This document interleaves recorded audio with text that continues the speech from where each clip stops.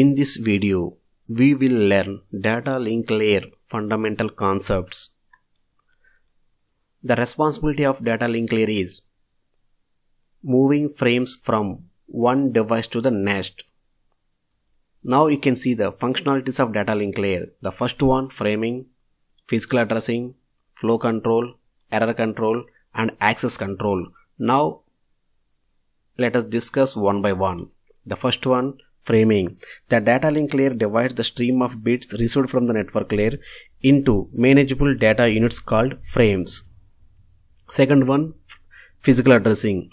If frames are to be distributed to different systems on the network, the data link layer adds a header to the frame to define the sender and a receiver of the frame. And also the physical address indicates the MAC address, where MAC address indicates device location. Next one, flow control.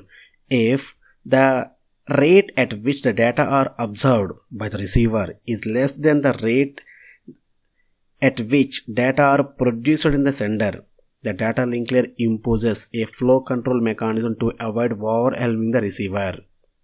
Next one, error control. The data link layer adds reliability to the physical layer by adding mechanism to detect and retransmit damaged or lost frames, so error control. Next one, access control. When two or more devices are connected to the same link, data link layer protocols are necessary to determine which device has control over the link at any given time. Thank you for watching this video.